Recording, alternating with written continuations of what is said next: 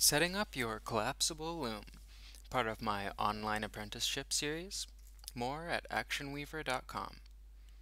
Before you can begin to weave, you'll need to set up this loom, so take it from wherever it was, folded, tucked out of the way, and bring it to a nice open spot, a place where you can lay the whole thing flat on the ground, and do so.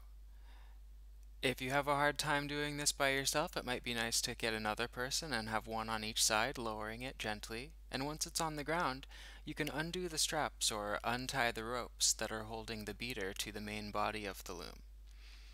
This allows you to lift the beater and gain access to the nail that is holding the gear on the front beam.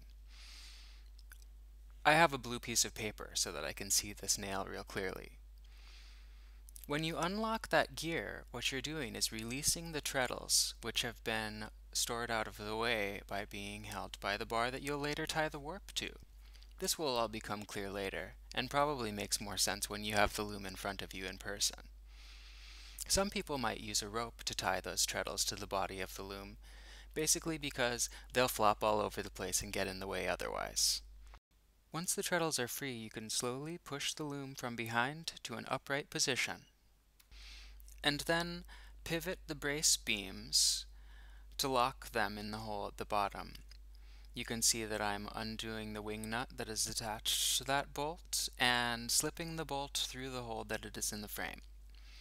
You might have to wiggle the frame back and forth a little bit to find that hole, and then once you've got it through, just secure the brace beams on either side with those wing nuts, and then you've made a nice sturdy loom frame. Now it's time to hook up those treadles. Take the piece that was holding the treadles out of the way there and just roll it up onto the front beam.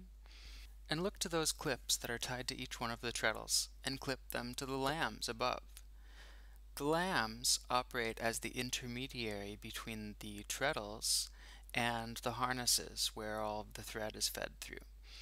I'll explain this relationship more in the next video, but what you need to do now is just take each one of those clips and clip it to the loop directly above. It should be self-evident which clip goes with which loop, but if not, feel free to give me a call on the video Skype and I'll try to work it all out. So that's it for this online apprenticeship episode. Your loom is set up and ready to weave. Look for the next episode soon at actionweaver.com.